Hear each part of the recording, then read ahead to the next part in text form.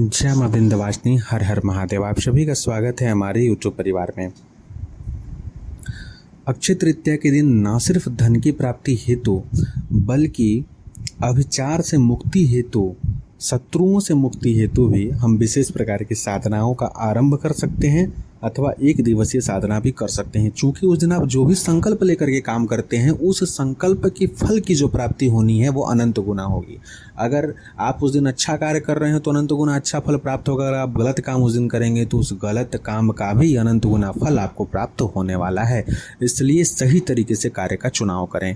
तो अक्षय तृतीया के दिन अगर आप यह चाहते हैं आपके परिवार में किसी प्रकार की वैचारिक बाधा है, कष्ट और परेशानी में है, या शत्रुओं के तंत्र से परेशान है, शत्रुओं के षड्यंत्र से परेशान है, तो उस दिन आपको यह जो आज विधान बता रहे हैं, इन विधान को आपको करना चाहिए। इससे पहले इस विषय को आरंभ करें, कृपया चैनल को आप जरूर सब्सक्राइब कर लें, वीडियो को जरूर लाइक करें। आपके कोई कमेंट हो तो आप अवश्य पूछें कमेंट करके। कोई आपके प्रश्न हो तो टेलीग्राम ग्रुप का लिंक, फेसबुक पेज का लिंक और सिद्ध सावरी विद्या नामक यूट्यूब चैनल का लिंक वीडियो के डिस्क्रिप्शन में दिया हुआ है। आप सभी वहां अवश्य हमारे साथ जुड़ें।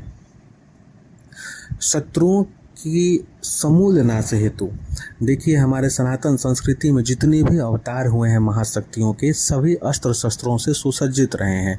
एक शॉर्ट वीडियो में मैंने यह बताया है कि भगवान नारायण के 10 अवतार से संबंधित किसी भी अवतार के अस्त्र का पूजन जो है, अगर आप अक्षय तृतीया के दिन विधि विधान से करते हैं तो आप जो है शत्रु का पूरे तरीके से समूल सर्वनाश करने में कहीं न कहीं नारायण की कृपा, उसमें कृपा की आपको प्राप्ति होती है। तो इसी विषय को विस्तार पूर्वक जितना ज़्यादा हो सके सरल रूप से आप सभी के समक्ष रख रहे हैं कि किस प्रकार से क्या करना चाहिए। सर्वप्रथम यह है कि मैं आपके समक्ष सिर्फ 2 अस्त्रों के विषय में चर्चा करूंगा नारायण से संबंधित, क्योंकि मुझे लगता है कि मूल रूप से प्रत्येक घर में भगवान नारायण अवश्य पूजित होते हैं। तो उनका एक अस्त्र जो हुआ सुदर्शन चक्र और दूसरा अस्त्र जो हुआ वो कौमुदकी गदा जो है। इन दोनों गदाओं का प्रमुख रूप से पूजन, इन दोनों अस्त्रों का, दिव्यास्त्रों का प्रमुख रूप से आप पूजन कर सकते हैं। गदा भी भगवान नारायण के पास 5 प्रकार के हैं, जिसमें कि कौमुदकी गदा इसलिए क्योंकि बहुत सारे लोग जो हैं भगवान श्री कृष्ण की भी सेवा पूजा करते हैं, तो उनके पास भी सुदर्शन चक्र और कौमुदकी है, तो उनका ही पूजन कर सकते हैं। किस विधि विधान से करेंगे और कैसे करेंगे, पहले के वीडियो में जैसे कि बता चुके हैं। सर्वप्रथम तो उस दिन आपको अपने कुल के देवी देवता का पूजन करना है, वो अत्यंत आवश्यक है।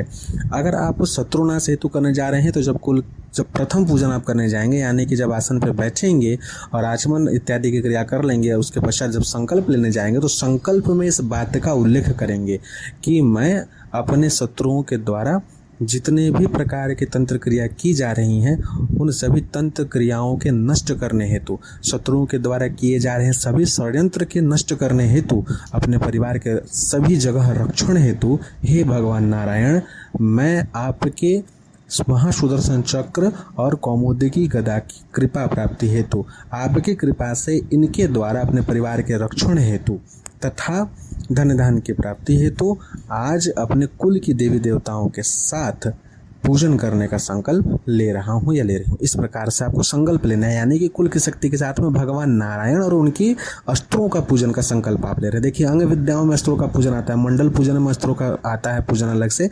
मैं सरल विधान से बता रहा हूँ कि किस प्रकार से आप कर सकते हैं या आपको जानना चाहिए और करना चाहिए अक्षय तृतीया के दिन।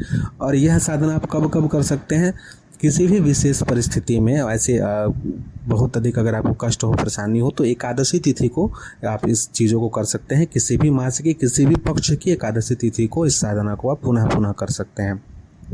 आप चाहें तो 1 दिन कीजिए, आप चाहें तो आपके पास अगर समय है तो कम से कम 11 दिन, 21 दिन का भी संकल्प लेके कर सकते हैं। बहुत अधिक परेशानी है तो अक्षय तृतीया से अगर आप आरंभ कर रहे हैं तो इसका बहुत अत्यधिक फल आपको प्राप्त होगा।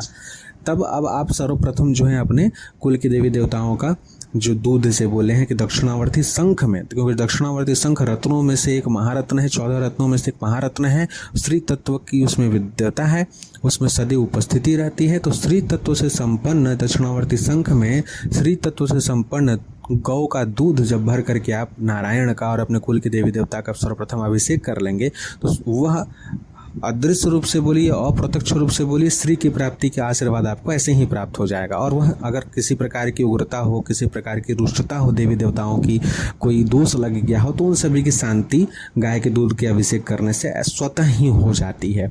तो सर्वप्रथम कार्य तो आप यह कर लेंगे। दूसरा जो है, अभिषेक इत्यादि करने के बाद जब सहस्त्रार्चन करना है तो सर्वप्रथम अपनी कुल की शक्ति का करें, या जो भी ज्योतिर्लिंग या शक्तिपीठ आपके घर के नज़दीक हो उनका जो करना है वो कर लें। उसके पश्चात जो है नारायण के नाम से, नारायण के जो सहस्त्र नाम है, सहस्त्र नामावली है, 1008 नाम है, उनसे आप सर्वप्रथम भगवान नारायण का अर्चन कर लें। अर्चन करने के पश्चात भगवान नारायण का जो सुदर्शन चक्र और कौमुदी गदा है उसका पूजन किस प्रकार से करना है उसे ध्यान दीजिए। एक सफ़ेद पेपर पे, हालांकि भोजपत्र पे अगर बनाएंगे तो ज़्यादा अच्छा है, आप चाहें तो सफ़ेद पेपर पे बनाइए, अथवा भोजपत्र आप ला लीजिए, 15-20 रुपये का मिलेगा। भोजपत्र 2 लाना है, तथा आपके पास तुलसी का कलम होना चाहिए। तुलसी वृक्ष की तुलसी का जो पौधा है उसका कोई सूखा हुआ लकड़ी पहले से आप प्राप्त करके रख लीजिए। आप उस दिन भी ला सकते हैं, कोई दिक्कत नहीं है। प्रणाम करके, हाथ जोड़ के क्षमा याचना करते हुए, आशीर्वाद मांगते हुए, उसके बजाय आप तुलसी का एक डंटा वैसा लाएं जिससे कि आप पेन बना सकें। और अष्टगंध की स्याही से आपको एक गदा का चित्र और एक चक्र का चित्र एक ही भोजपत्र पे बनाना है। एक ही भोजपत्र पे दोनों को बना लीजिए। ऊपर में गदा बना दीजिए, नीचे में सुदर्शन चक्र। सुदर्शन चक्र कैसे बनाएंगे? सुदर्शन चक्र में एक बीच में छोटा सा गोला, फिर एक बड़ा गोला, और 24 अर बनाएंगे। यानी जो काटने वाला जो नुकीला भाग बाहर निकला होता है ना, वैसा 24 लाइन खींच देना है प्रतीक के रूप में। और गदा जैसा सामान्य बनाया जाता है वैसा बना देंगे। तो एक गदा हो गया, एक चक्र हो गया। और यह काम आपको कब करना है? सहस्त्रार्चन कर लेने के पश्चात करना है, हवन से पहले करना है। इन दोनों चीज़ों को बना करके उसको ज़रा सा सूखने दीजिए। जब सूख जाएगा तो उसे मोड़ करके लाल धागे से अच्छे से लपेट देंगे। लाल धागे से लपेट के नारायण के चरणों में रख देंगे। अपने जो भी आपका संकल्प था उसको पुनः मन में प्रार्थना करेंगे कि नारायण आप जो है रक्षण करें इस प्रकार से। और उसके पश्चात अब आपको सुदर्शन चक्र और कौमुदी गदा का ध्यान करना है। मानसिक रूप से ध्यान करके नारायण से बार बार यह बोलना है कि कृपा करके आप इन अस्त्रों की कृपा हमारे जीवन में प्रदान कीजिए, इनके द्वारा हमारे घर का, परिवार का रक्षण कीजिए। और तब जा कर के आप जो है हवन करेंगे। हवन करने के बाद, हवन कैसे करना है? अपने कुल के देवी देवता के 108 नाम की आहुति, हवन सामग्री बता चुके हैं। हवन सामग्री सामान्य ही रखिएगा। जो सुगंधित धूप होता है, हवन वाला लकड़ी होता है, उसमें आपको उस दिन काला तिल मिलाना चाहिए, मधु पंचमेवा मिलाना चाहिए, और यथाशक्ति कमलगट्टा और मिश्री, इन सभी चीज़ों को शुद्ध घी में मिला करके उससे आहुति देना चाहिए। कुल के देवी देवताओं के पश्चात जो है नारायण के 108 नामों से आहुति देंगे, पूर्ण आहुति करेंगे, और उसके पश्चात जो है आरती इत्यादि कर लेंगे। आरती इत्यादि कर लेने के पश्चात जो है दक्षिणा जरूर वहाँ रखेंगे नारायण के पास में और अपने कुल की शक्ति के पास में। तत्पश्चात दान करने के लिए कुछ भी अनाज इत्यादि जो भी आप दान करना चाहते हैं उनका संकल्प लेकर के अलग से आप छू करके अलग कर देंगे घर पे।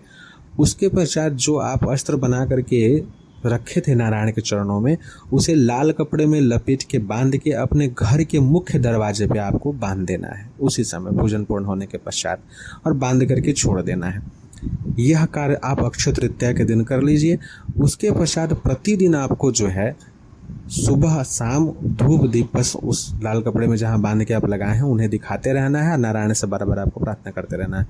अलग से सुदर्शन चक्र और कौमुदी गदा का मंत्र इसलिए करने से मना कर रहे हैं, या हम नहीं बता रहे हैं, आपके समक्ष नहीं रख रहे हैं, क्योंकि अस्त्र विद्या जो है वो अंग विद्याओं का एक हिस्सा है और उसमें काफ़ी अधिक प्रबल ऊर्जा होती है। अगर आपके पास समुचित व्यवस्था न हो और उन सभी मंत्रों का जप कर लेंगे तो उसकी ऊर्जा इतनी होती है कि स्वयं के शरीर को क्षति पहुंचाने में सक्षम हो जाती है। यानी ऊर्जा को अगर आप सही प्रकार से व्यवस्थित या संतुलित नहीं कर पाते हैं तो अगर इतना ही, जितना बताया गया सरल विधि विधान, इतना ही करके नारायण के नाम से ही अगर उनको केवल आप स्थापित कर देते हैं, इतना कर लेते हैं, उससे भी बहुत कृपा प्राप्ति होती है।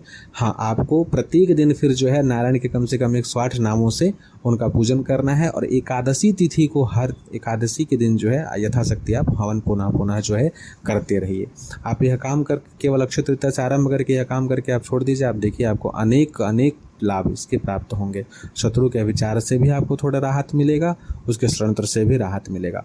अब इसका एक और विधान है, जब अस्त्र इत्यादि की स्थापना आप कर देते हैं उसके पश्चात एक अस्त्र संपुटन विधि होता है, थोड़ा सा उसे बता देते हैं। उसमें क्या होता है कि नारायण के, अगर आपके पास आप अगर गुरु दीक्षित हैं तो इस विधान को करेंगे तो ज़्यादा उचित रहेगा। नारायण के सहस्त्राक्षरी मंत्र अथवा शताक्षरी मंत्र जो होता है, उस मंत्र से कम 108 बार किसी भी एक अस्त्र को जो है अभिमंत्रित किया जाता है। नारायण के शताक्षरी से, अस्त्र के शताक्षरी से कभी नहीं, ठीक है, क्योंकि संपुटन विद्या है ये। 2 भोजपत्र लेंगे, एक ही अस्त्र को 2 बार बनाएंगे, जैसे कौमुदी गदा है तो 2 बनाएंगे।